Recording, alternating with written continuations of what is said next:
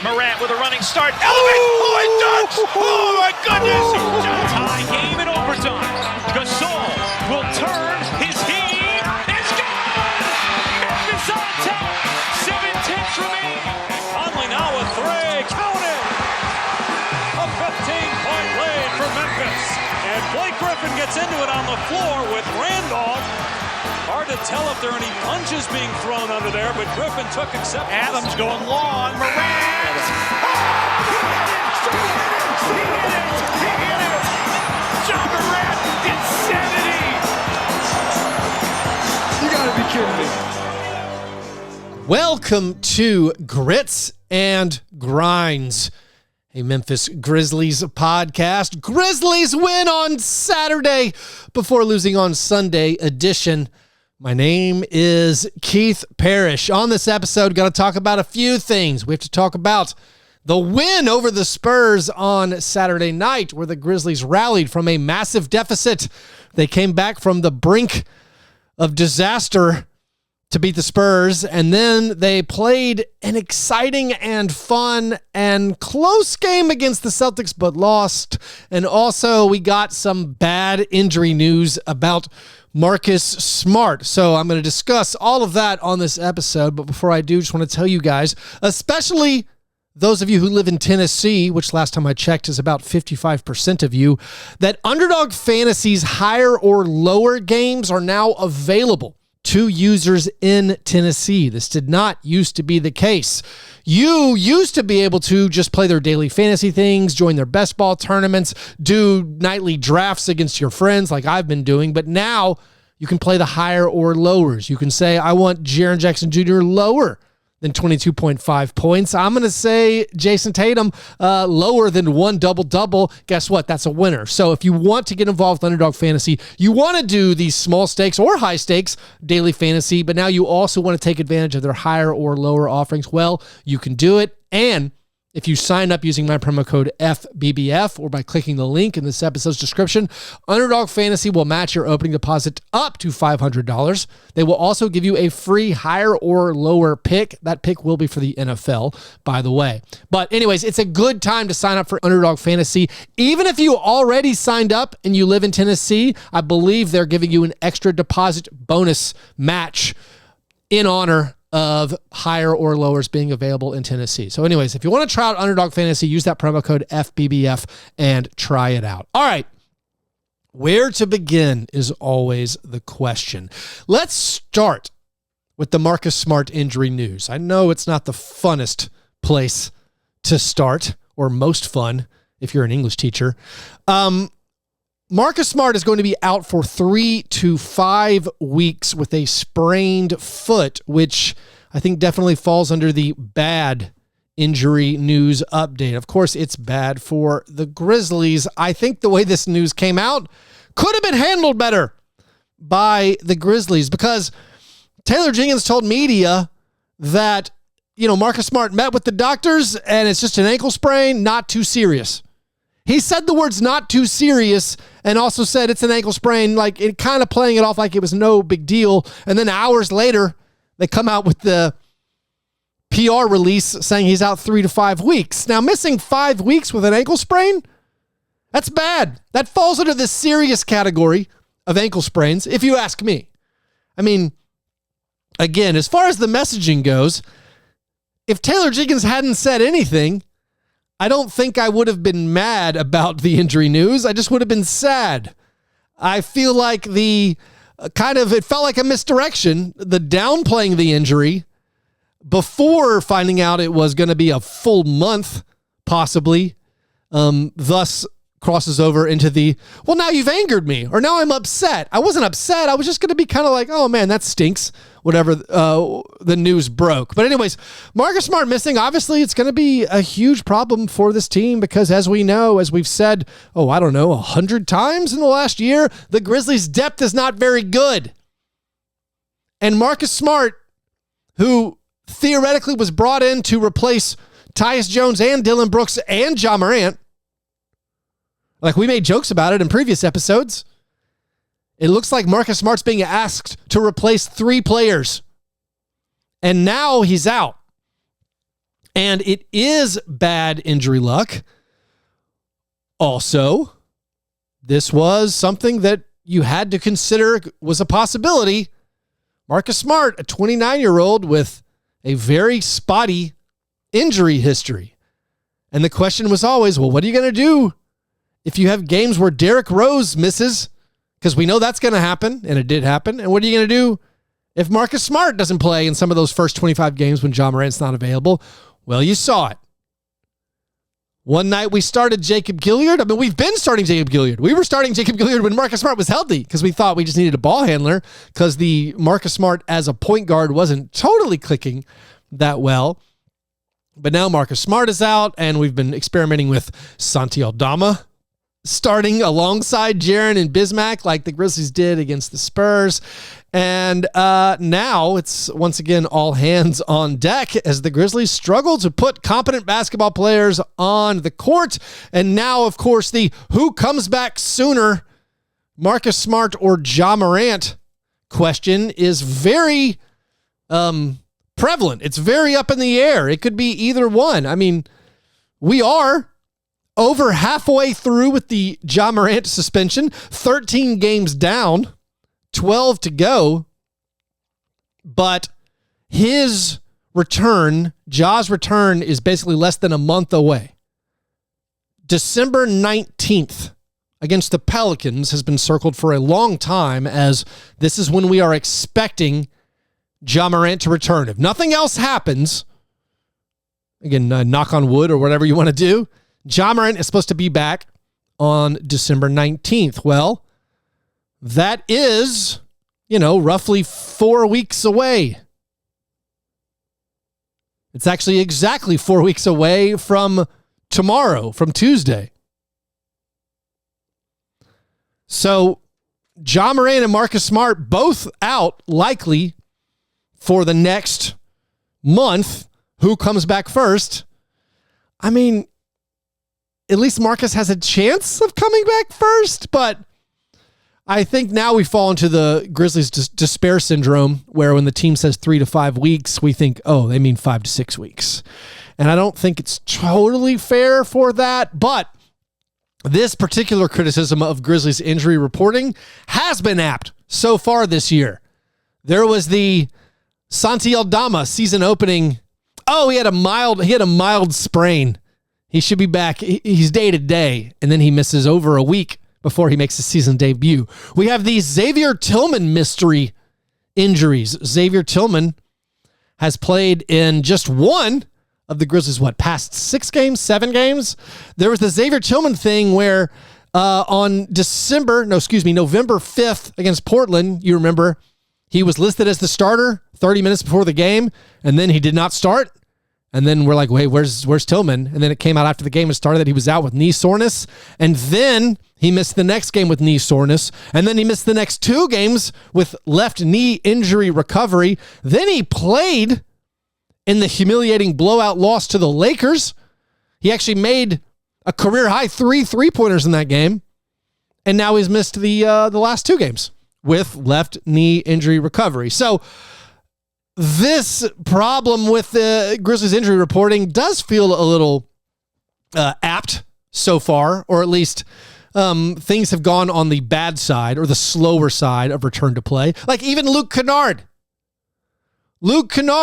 Taylor Jenkins was seemingly optimistic, and maybe Taylor Jenkins just shouldn't be so upbeat. Maybe we could be like, hey man, could you be a little more like the sky is falling? That helps me cope a little bit better, because he made it sound like that Luke Kennard had a chance of playing or probably was going to play in one of the games, the back-to-back games on Saturday or Sunday. And nope, Luke Kennard was out with a bone bruise in both of those games. So no Marcus Smart for the next month probably. And we're talking, again, probably 12 more games. He's going to miss the next 10 to 15 games. And of course, 13 games from now, Ja Morant will return. But despite not having Marcus Smart, despite not having Luke Kennard, despite not having Ja Morant and Steven Adams and Brandon Clark, and of course not having Tillman and who else missed the game? LaRavia with his eye abrasions. I feel like Jake LaRavia is that character, the Martin Short character from is it called Pure Luck? It's a movie that came out when I was a kid where everything terrible keeps happening to this guy.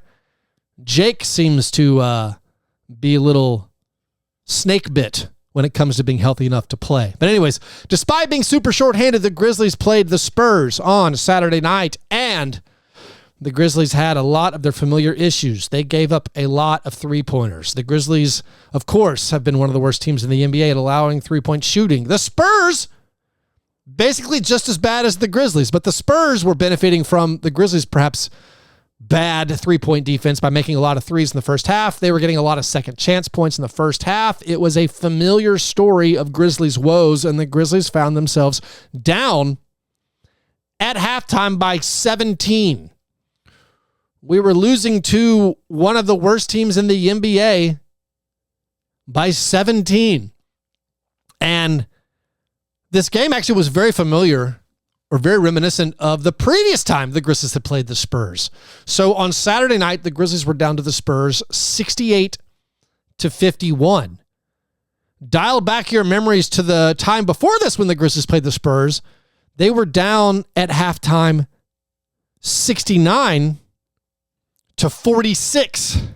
Now, of course, you all remember, the Grizzlies win both of these games. The Grizzlies rallied back from 17 down at the half on Saturday. They trailed by 19 in the second half, and they win comfortably by double digits. They outscored the Spurs on Saturday night 69-40 in the second half. And then, of course, the last time they played the Spurs, they were down by 23 in the first half and then eventually fall out by 29 and then come back and win. That was the franchise's largest ever come from behind victory. You remember Luke Kennard made a ton of threes in that one. Kenneth Lofton Jr.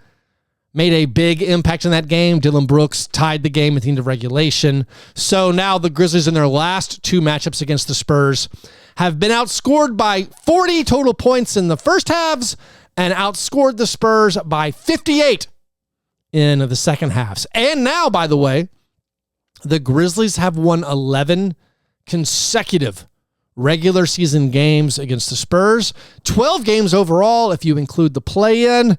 They are now just 10 games away from matching the Spurs' longest win streak over the Grizzlies, which was 21 straight games. That was back in that ended, I think, in 2004. That miserable streak came to an end. So against the Spurs on Saturday, you get huge games from your main guys. Jaren Jackson Jr. and Desmond Bane lead the way. Jaren had 27 points, 5 rebounds, a steal, and a block. Jaren got to the foul line 12 times, all in the second half. He made 11 of his 12 free throws. The 11 made free throws was a career high for Jaren. Meanwhile, Desmond Bane just does what he does. Desmond had 26 points, 5 rebounds, and 4 assists. The very interesting twist, I think, to that Spurs game was just the second half lineup adjustment, which we saw carry over to the game against the Celtics on Sunday. Against San Antonio, the Grizzlies benched Jacob Gilyard and tried to match the Spurs' size by putting Santi Aldama at the 3. So we had a starting lineup of Bane and Conchar with Aldama, Bismack, and Jaren, and that's what we've been rolling with. And I support this. I mean, it's not just that we came back against the Spurs and we had this massive run. The Grizzlies outscored the Spurs 44-14 over a 9 or 10 minute stretch of the second half. They finished us off with an 18-0 run. They went from down 85-68 to up 111-99. But the reason it's not just results based that I support playing just Conchar and Aldama, even if they are out of position. It's something I've said when I pitched hey, here's an 8-man rotation I think makes sense for the Grizzlies. It's just play your best guys. None of our wings are really stepping up. I mean, they've all had good moments. Like Zaire Williams had a great second half against the Spurs. You probably don't win the Spurs game without Zaire Williams having a excellent performance. Even when his shot wasn't falling against the Celtics, Zaire made a lot of great hustle plays. You're seeing Roddy have some good moments. Not as many on Sunday, but like Roddy is contributing. Vince Williams Jr. flash. We'll talk about him more in a second. But your proven guys, the guys who I'm certain belong in NBA rotations, it's Konchar and it's Aldama, and our backs are against the wall. We're now fighting for our lives. We're fighting for our season. We're just trying to survive until hopefully John Morant can come back and save us. And I think it's time, just ride Konchar. I know he doesn't do that much in the box score, but one of the Grizzlies' big weaknesses is defense and rebounding. We thought at least the defensive part of it was going to be a strength. It hasn't been so far this year. When John Konchar's on the court, the Grizzlies rebound 78% of their opponent's misses, and that is the best figure for any player on the Grizzlies team. And I don't think that's a small sample size, fun with numbers thing. We know when Konchar plays, the team rebounds better. Konchar's one of the better rebounders for his position on the team. And even if he's playing 26 minutes and posting 2 points, 5 rebounds, 3 assists, that's good enough. That's what he did against the Celtics. That's good enough for me. Konchar's a glue guy, and we don't have better options right now. And if he's going to rebound, good. And you can poke holes in those numbers if you really want to, by pointing out that, Konchar played a lot of minutes alongside Bismack Biyombo. Absolutely. That is a reason. That's the context needed. That's why the numbers are great. But we have year after year after year of data that says when Konchar's on the court, the team rebounds better. So I support them playing Konchar. I love that we, in our desperation, have gone to Santi Aldama at small forward. I don't love that it took being 3-9 or 3-10 to try this out. It seems like we could have tried it earlier. We know Aldama can score. He struggles to defend. He even struggles to rebound, but he's almost 7 feet tall and he can shoot. Let him go. And by the way, let him go they did against the Celtics. The Celtics numbers, they're absurd for Santi Aldama. Santi Aldama set career highs against the Celtics in points, in assists, and field goals attempted and made, and 3-pointers attempted and made. The good is 28 points, 12 rebounds, 6 assists, 2 steals, made 6 out of 15 3-pointers. The funny numbers, at least I like these kind of things. His previous career high for field goals attempted in a game was 16. He took 27 shots. I'm not mad. 27 shots for Aldama. By the way, 0 free throws. Desmond Bane also took 27 shots. Guys, 27 field goal attempts is a lot. Mike Conley never took 27 field goal attempts in a game when he was on the Grizzlies. Mark Gasol did it once. Zach Randolph did it once. Also now Santi Aldama has done it once. Santi Aldama with 27 field goal attempts and 0 free throws. Desmond Bane had 27 field goal attempts and 1 free throw. They become the first teammates. Here's a real weird stat. They become the first teammates in NBA history to each attempt in a single game at least 27 field goal attempts and take 1 or fewer free throws. Now, Grizzlies fans who think the referees are out to get us use this as evidence that, man, we're not getting the whistles. In this game, the Celtics had 25 free throw attempts. The Grizzlies only had 12. The Grizzlies only had 3 free throw attempts in the second half. The Grizzlies are one of the worst teams in the NBA at free throw differential. Their opponents average 5 more free throw attempts per game more than the Grizzlies do. I think there were some weird calls over the weekend, but the Grizzlies got a lot of beneficial calls in the Celtics game. The Grizzlies got several offensive foul calls that went in their favor that I think were just flat out wrong. The Celtics fans thought the refs were out to get them. Derek White, Jason Tatum, and Jaylen Brown could not believe how many times they were called for offensive fouls. Now, most of those offensive fouls, 100% correct. I'm not going to say like all the offensive fouls were incorrect, but there were some charges that were very, very much so not correct. But going back to the free throw attempts, like Bane and Santi having 54 field goal attempts and the Grizzlies only getting one free throw attempt for those two guys, I don't think it's that weird. Look at the shot attempts. Like, Bane is okay at getting fouled on his shots. He's average in the NBA according to Cleaning the Glass as far as the amount of times he gets fouled on his field goal attempts. Average for a guard. Jaren Jackson Jr. good at getting to the line. Jaren got to the line in this game. He got those 12 free throw attempts in the Spurs game. But Jaren is basically the only player on the team above average at drawing fouls on his shooting attempts. Everyone else who shoots does not draw fouls. Like Zaire Williams, no. Even though Zaire got to the line sometimes over the weekend. But like, when he plays, Luke Kennard, no, doesn't get fouled. David Roddy, no, doesn't really get fouled. Santi Aldama, no. I think it's more that the Grizzlies take a lot of three-pointers. The Grizzlies do not attack in the paint. Like the Grizzlies did not score in the paint against the Celtics at all. It's all from the outside. They take a lot of three-pointers, and that is the formula for shooting fewer free throws than your opponents. Like one stat I thought was interesting, looking at the win over the Spurs, that the Grizzlies did not take that many three-pointers. And this, I guess, works into the conversation of how we're not getting to the line because of I think it's more to do with our shot distribution and the players we have. But win against the Spurs, did not take that many three-pointers. And now, in the Grizzlies' 3 lowest three-point attempt games, they've won 2 of them. Spurs win and Trailblazers win. And then the other one was the close loss to the Nuggets. In their 3 wins on this season, they're averaging 35 three-pointers attempted per game. And their 10 losses, they're averaging 43 three-pointers per game. So I don't know if that's a thing. I mean, that's a factual stat. As far as the conclusions we draw from that, I'm not sure, but I think maybe sometimes it feels like if we attack more, if we start off in the paint, we can shoot more in there and then work from inside out to get those three-pointers. Although a lot of it also is just, I think, the random variance. Maybe a more significant stat.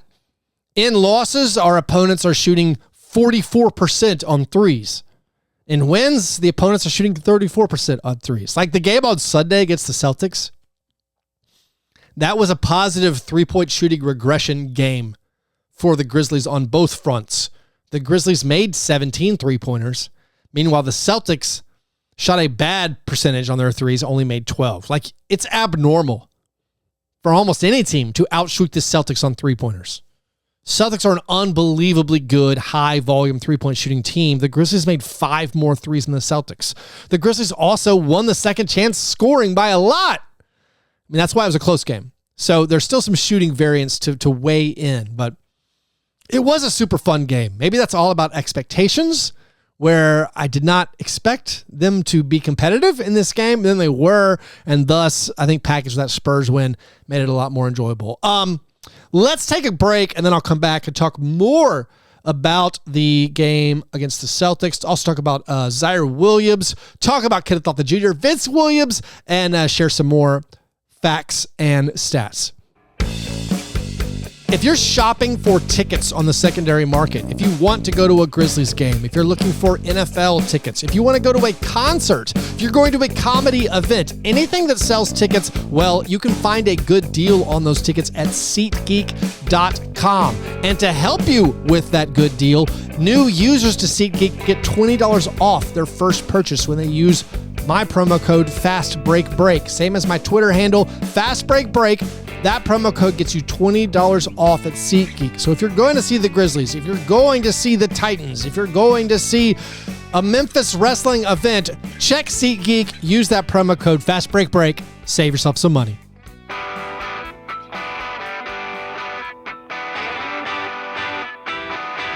Against the Spurs on Sunday, Desmond Bane had 30 points and 8 assists. That was Dez's 18th regular season 30-point game, tying Marc Gasol for the 6th most in franchise history. Top 5 in franchise history for the most 30-point games in the regular season. 1 is Ja, 2 Sharif Abdul-Rahim, 3 Pau Gasol, 4 Rudy Gay, 5 Mike Conley. Desmond has 336 points through the first 13 games of the year. That's the 3rd highest total through the first 13 games in franchise history, behind Ja Morant the last 2 seasons. Against the Celtics, Desmond and Santi became the 3rd pair of teammates in franchise history to each make 6 or more threes in the same game. If you want to guess who the other 2 pairs of teammates are, I'll give you a second. One of them, it was Desmond Bane and DeAnthony Melton. I hope you guys guessed that one correctly. During the end of the 2022 season, when the Grizzlies had a unbelievable run of team 3-point shooting. The final pair, a little bit harder, Dylan Brooks and Jay Crowder in what I consider to be a famous Grizzlies game, where it was Ja Morant's rookie year. It was the best game of Jay Crowder's career. Like if you go on Basketball Reference and click on Jay Crowder, it's his top game listed for game score. He had like 4 blocks, 4 steals. I can't remember exactly what it was. 6 made threes, like 20-something points. But the only pairs of teammates to make 6 or more threes in the same game in Grizzlies franchise history, you got Bane and a Melton, Bane and Aldama, and then Jay Crowder and Dylan Brooks. The Grizzlies, after the loss on Sunday to the Celtics, are now 0-6 at home. Winless at home. They're 3-4 on the road. They have 6 home losses. And of course, last season, the Grizzlies only had 6 home losses. Last season, they were 35-6 at home. That was the best home record in franchise history. That was the best home record in the NBA since 2017. And now the Grizzlies have already matched the same number of home losses this season. The win over the Spurs. All right. Unbelievable 18-0 run in that 4th quarter. A lot of it was Zaire Williams. I feel like I should recognize again because he had 17 points, 5 rebounds, and 5 assists. He had 14 points, 4 assists, and 3 rebounds in just the second half. So I know Zaire continues to be wildly up and down. He's been very inconsistent. He's kind of a mediocre NBA player. And the season, I think, has been a disappointment, basically because of the flashes that he showed in preseason. But he's still putting together okay moments. And I know maybe we're lowering the bar, but it was a big bright spot. Zaire's performance was a huge bright spot on Saturday night. On Sunday against the Celtics, he still made multiple effort plays. Like, even though his shots weren't falling, I thought Zaire played hard, and I enjoyed what I saw from Zaire. Maybe I'm not expecting enough, but I thought Zaire was solid over the weekend. Like, both games, he had 9 total assists in both games combined. That's good. Thank you, Zaire, for your contributions. One of the fun parts about just the Celtics game was I think everyone who played contributed. Like Jacob Gilyard.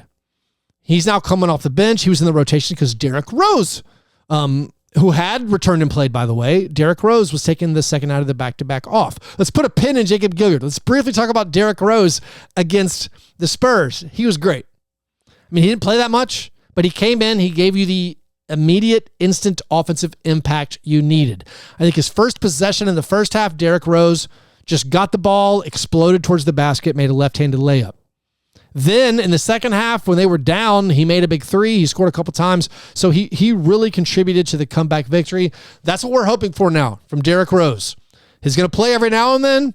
When he plays, if he can provide a brief offensive kick, it's going to be greatly appreciated. So Derrick Rose finished that game with 9 points, made 3 out of his 4 field goal attempts. So 9 points, an assist, and a rebound in 14 minutes. Perfection.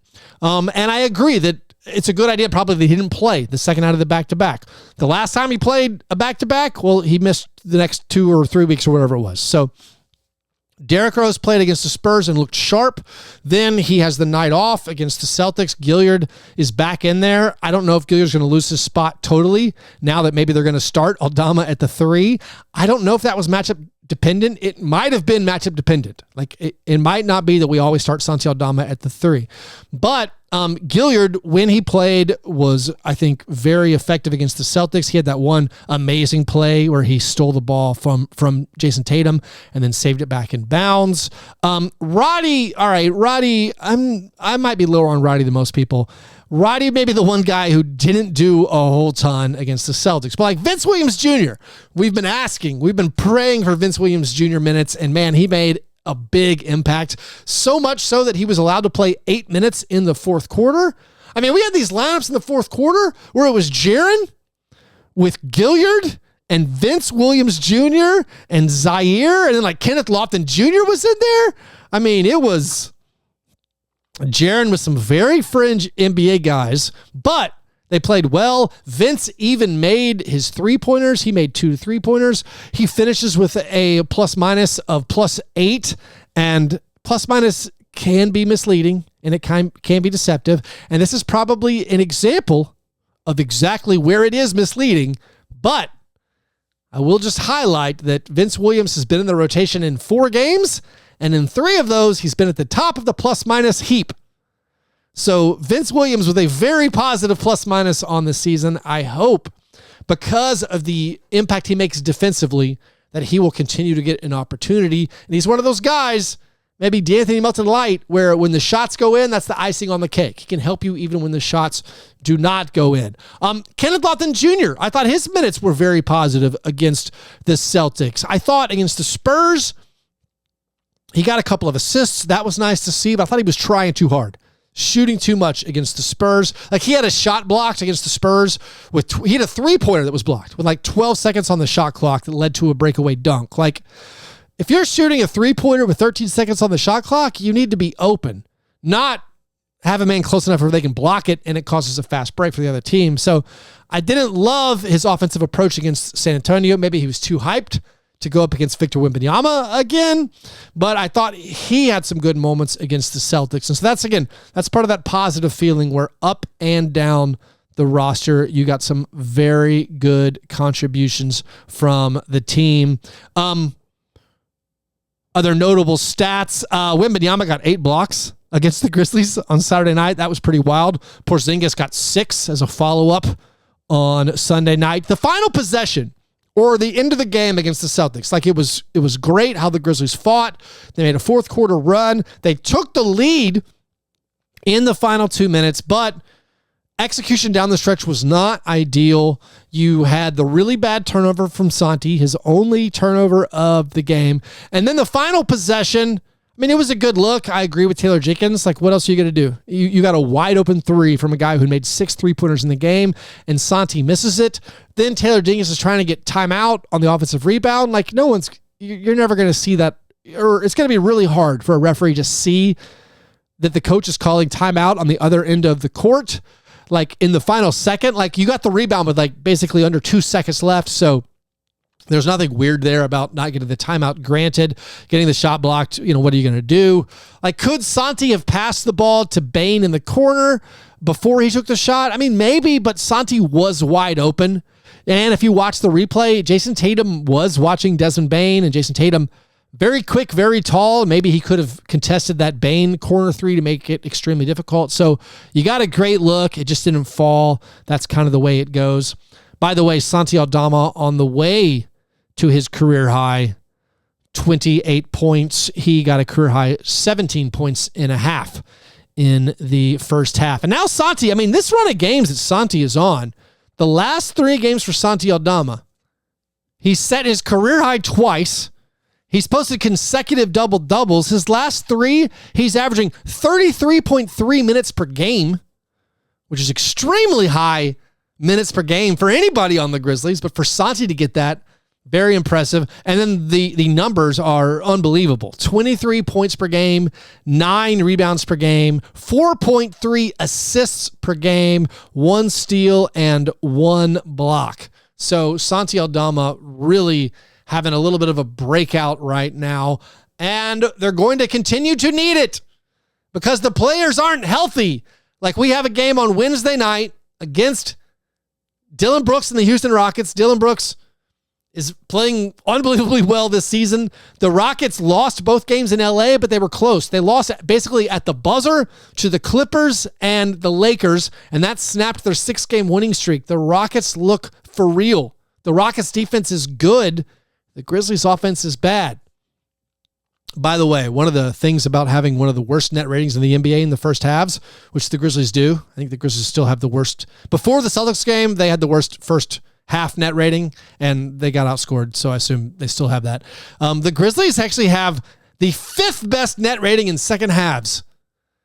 I don't know if that's because they're playing better or because they're always behind and thus trying to rally, and or there's garbage time affecting those numbers. But that's another fun stat from me for you to chew on and enjoy. And with that, I believe that is everything for the episode. If you want to support this program, do that at patreon.com/fastbreakbreakfast. You get access to exclusive bonus content, bonus episodes. You can join the Slack channel where we talk about everything around the clock, including the Grizzlies. So if you want to help me out, please join up over there, patreon.com/fastbreakbreakfast. Remember that promo code FBBF if you try out Underdog Fantasy. Make sure you subscribe to the Grits and Grinds YouTube channel if you don't already. All right, hope you guys have a great Monday. I'll talk to you soon. Go Grizz.